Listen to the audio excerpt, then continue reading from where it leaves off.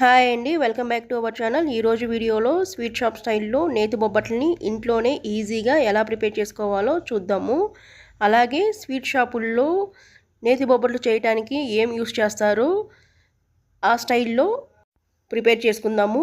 అలాగే చాలా మెత్తగా ఎన్ని గంటలైనా కూడా మెత్తగా ఉండేటట్టు, అలాగే అంచులు కూడా గట్టిగా లేకుండా మెత్తగా ఉండేలాగా ఈ వీడియోలో కొన్ని టిప్స్ ట్రిక్స్తో ఎలా చేసుకోవాలో చూద్దాము. ముందుగా ఒక గిన్నెలో 3/4 కప్పు వరకు శనగపప్పుని వేసుకొని అందులో వాటర్ పోసుకొని ఒక 3 to 4 టైమ్స్ వాష్ చేసుకోవాలి. వాష్ చేసుకున్న తర్వాత వాటర్ పోసుకొని ఒక గంట సేపు ఈ శనగపప్పుని నానబెట్టుకోండి. ఇప్పుడు పిండిని కలుపుకోవడానికి ఒక కప్పులో 1/4 కప్పు వరకు చిరోటి రవ్వని తీసుకోండి. అసలైన బొబ్బట్లు ఈ చిరోటి రవ్వతోనే చేస్తారు. అప్పుడే స్వీట్ షాప్లో కొన్న టేస్ట్ అనేది వస్తుంది. ఈ చిరోటి రవ్వ అమెజాన్లో అవైలబుల్గా ఉంది. అలాగే బిగ్ బాస్కెట్లో కూడా దొరుకుతుందండి. 1/4 కప్పు గాను ఒక హాఫ్ గ్లాస్ వరకు వాటర్ పోసుకొని ఒక 10 నిమిషాలు ఈ రవ్వని వాటర్లో నానబెట్టుకోవాలి. ఒకవేళ ఈ చిరోటి రవ్వ అవైలబుల్గా లేదు అనుకున్నప్పుడు ఈ చిరోటి రవ్వ ప్లేస్లో బొంబాయి రవ్వని 1/4 కప్పు వరకు తీసుకోండి. 10 నిమిషాలు ఈ రవ్వని నానబెట్టుకున్న తర్వాత ఇందులో 1 కప్పు వరకు మైదాని వేసుకోండి. అలాగే 1/2 table spoon salt, 1/2 table spoon పసుపు వేసుకొని కొంచెం కొంచెంగా వాటర్ పోసుకుంటూ ఈ పిండిని కలుపుకోండి.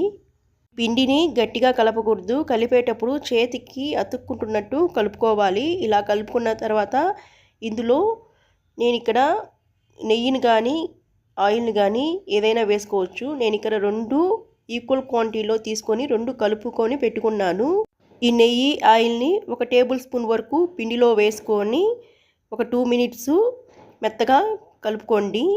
ఒక 2 మినిట్స్ తర్వాత మళ్ళీ మరో 1 టేబుల్ స్పూన్ వరకు ఆయిల్ గీ వేసుకొని మెత్తగా కలుపుకొని నేను ఇక్కడ చూపిస్తున్న విధంగా ఇలా బౌల్కేసి కొట్టాలి. చేతికి అతుక్కునేంత వరకు బౌల్కేసి కొట్టి అలాగే ఈ ఆయిలు మైదా పిండిలో అబ్జర్వ్ అయ్యేంత వరకు ఇలా కొట్టుకొని మళ్ళీ మరొక టేబుల్ స్పూన్ వరకు వేసుకోవాలి. ఇలా 3 టైమ్స్ వేసుకొని సేమ్ ఇలానే చేసుకోవాలి. ఇలా చేసుకోవడం వల్ల బొబ్బట్లు మెత్తగా వస్తాయి. అలాగే ఎన్ని గంటలైనా కూడా అంతే మెత్తగా ఉంటాయి. ఇలా 3 టైమ్స్ చేసుకున్న తర్వాత లాస్ట్లో ఒక 2 టేబుల్ స్పూన్స్ వరకు ఆయిల్ని నెయ్యిని వేసుకొని ఈ పిండి కనీసము 3 to 4 అవర్స్ అయినా నానాలి. మూత పెట్టుకొని ఒక 3 to 4 అవర్స్ ఈ పిండిని ఖచ్చితంగా నానబెట్టుకోవాలి. అప్పుడే గట్టిగా రాకుండా మెత్తగా వస్తాయి. ఈలోపు శనగపప్పుని ఒక 1 అవరు నానబెట్టుకున్నాం కదా, ఆ శనగపప్పుని కుక్కర్లో వేసుకొని ఈ 3/4 కప్పు శనగపప్పుకు గాను 3 గ్లాసుల వరకు వాటర్ పోసుకొని మూత పెట్టుకొని ఒక 3 to 4 విజిల్స్ వచ్చేంత వరకు ఉడికించుకోవాలి. ఒక 4 విజిల్స్ వచ్చిన తర్వాత స్టవ్ ఆఫ్ చేసుకొని ప్రెషర్ అంతా పోయేంత వరకు పక్కన పెట్టుకొని ప్రెషర్ పోయిన తర్వాత మూత తీసి చూసామంటే పప్పు అనేది ఇక్కడ చూపిస్తున్న విధంగా ఉడకాలి. ఇలా ఉడికిన పప్పుని స్ట్రైనర్లో వడగట్టుకొని పూర్తిగా చల్లార్చుకోవాలి. ఈ శనగపప్పు చల్లారిన తర్వాత మిక్సీ జార్లో వేసుకొని ఈ 3/4 కప్పుకు గాను 1 కప్పు వరకు బెల్లాన్ని ఇదే మిక్సీ జార్లో వేసుకొని 2 మెత్తగా పేస్ట్ అయ్యేంత వరకు బ్లెండ్ చేసుకోవాలి. నేను ఇక్కడ చూపిస్తున్న విధంగా మెత్తగా పేస్ట్ చేసుకోవాలి. ఇలా చేసి పెట్టుకున్న తర్వాత ఇప్పుడు స్టవ్ మీద ప్యాన్ పెట్టుకొని ప్యాన్లో 2 టేబుల్ స్పూన్ వరకు ఆయిల్ వేసుకొని పేస్ట్ చేసి పెట్టుకున్న శనగపప్పు బెల్లంని ప్యాన్లో వేసుకొని ఈ శనగపప్పు బెల్లము ఈ పూర్ణం అనేది దగ్గరికి వచ్చేంత వరకు లో ఫ్లేమ్లో పెట్టుకొని కలుపుకుంటూ ఈ పూర్ణమంతా దగ్గరికి వచ్చి కొంచెము గట్టిగా అయ్యేంత వరకు కలుపుతూ ఉండాలి. నేను ఇక్కడ చూపిస్తున్న విధంగా దగ్గరికి రావాలి. ఇలా కలుపుకుంటూ ఒక 5 to 10 మినిట్స్ లో ఫ్లేమ్లో కలుపుకున్న తర్వాత ఇందులో ఒక 1/2 టేబుల్ స్పూన్ వరకు యాలకుల పొడి అలాగే 2 టేబుల్ స్పూన్ వరకు కొబ్బరి పొడిని వేసుకొని మళ్ళీ ఈ పూర్ణమంతా ప్యాన్ నుండి సెపరేట్ అయ్యేంత వరకు కలుపుతూ ఉండాలి. ఇలా ప్యాన్ నుండి సెపరేట్ అయ్యి నేను ఇక్కడ చూపిస్తున్న కన్సిస్టెన్సీలో వచ్చేంత వరకు కలుపుకున్న తర్వాత స్టవ్ ఆఫ్ చేసుకొని ఈ పూర్ణము పూర్తిగా చల్లార్చుకోవాలి. ఈ పూర్ణము పూర్తిగా చల్లారిన తర్వాత ఒకసారి బాగా మిక్స్ చేసుకొని మీకు ఇష్టమైన షేప్లో పూర్ణము రౌండ్గా చేసి పెట్టుకోండి. నేను ఇక్కడ మీడియం సైజులో బాల్స్ చేసి పెట్టుకుంటున్నాను. అలా చిన్న సైజు కాకుండా పెద్దవి కాకుండా కొంచెం మీడియంలో తీసుకున్నాను. ఇలాగే అన్నీ చేసి పెట్టుకొని ఈ పూర్ణంని పక్కన పెట్టుకొని ఇప్పుడు ఈలోపు 3 to 4 అవర్స్ నానబెట్టుకున్నాం కదా. ఈ మైదా పిండి 3 to 4 అవర్స్ నానబెట్టుకోవడానికి టైం లేదనుకున్నప్పుడు కనీసం 1 to 2 అవర్స్ అయినా నానాలి. అలా నానితేనే బొబ్బట్లు మెత్తగా వస్తాయి. నేను ఇక్కడ 3 అవర్స్ నానబెట్టుకున్నాను. 3 అవర్స్ తర్వాత పిండి అనేది ఇలా వచ్చింది. ఈ పిండిలో ఇలా కొంచెం పిండి తీసుకొని ఇప్పుడు బొబ్బట్లు చేసుకోవాలి. బొబ్బట్లు చేసేటప్పుడు ఇదొక టిప్పు గుర్తుపెట్టుకోండి. మనం తీసుకునే పూర్ణం బూర కన్నా మైదా పిండి అనేది తక్కువ ఉండాలి. అంటే మనం పూర్ణం పిండిని ఎక్కువ క్వాంటిటీలో తీసుకోవాలి, మైదా పిండిని తక్కువగా తీసుకోవాలి. అంటే పూర్ణంలో సగం క్వాంటిటీని మైదా పిండిగా తీసుకోవాలి.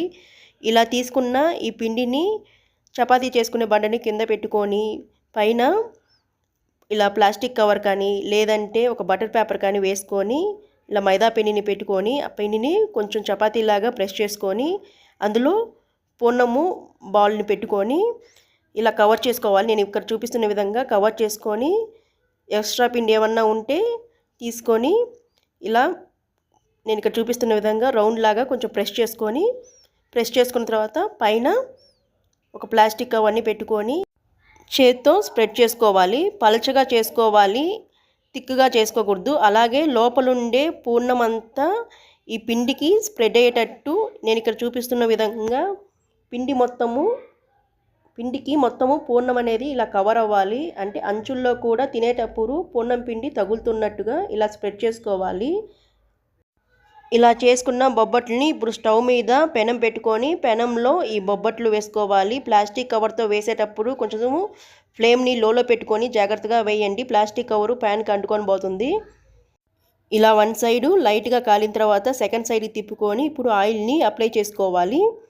ఇలా నేను ఇక్కడ ఆయిల్ అనేది కొంచెము తక్కువగా వాడుతున్నాను. ఎందుకంటే ఆల్రెడీ ఆయిల్ అనేది మనం పిండి కలుపుకునేటప్పుడు అలాగే పూర్ణంలో ఎక్కువగా వేసాము కాబట్టి ఇక్కడ నేను కొంచెం తక్కువగా వేస్తున్నాను. మీకు కావాలంటే కొంచెం ఎక్కువగా వేసుకొని చేసుకోండి. ఇలా 2 సైడ్స్ కాల్చుకున్న తర్వాత ప్లేట్లో ఒక బటర్ పేపర్ వేసుకొని కానీ లేదంటే ఒక టిష్యూ వేసుకొని కానీ ప్లేట్లోకి తీసుకోండి. ఇలానే అన్నీ కూడా చేసుకోండి. ఇక్కడ ఒక బొబ్బట్ని తుంచి చూసాము అంటే చాలా సాఫ్ట్గా వస్తుంది. మీరు కూడా నేను చెప్పే కొలతల్లో అలాగే చిరోటి రవ్వని వాడి ట్రై చేయండి. అచ్చము స్వీట్ షాప్లో వచ్చినట్టే వస్తుంది. ఒకవేళ చిరోటి రవ్వ దొరకనప్పుడు దాని ప్లేస్లో బొంబాయి రవ్వనైనా వాడుకోండి. ఈ వీడియో కనుక నచ్చితే ఒక లైక్ చేయండి. మీ ఫ్రెండ్స్ రిలేటివ్స్కి షేర్ చేయండి. మరిన్ని వీడియోస్ కోసం నా ఛానల్ని సబ్స్క్రైబ్ చేసుకోండి. అలాగే పక్కనే ఉన్న బెల్ ఐకాన్ సింబల్ని క్లిక్ చేయండి. నేను చేసే ప్రతి ఒక్క వీడియో మీకు నోటిఫికేషన్ కింద వస్తాయి.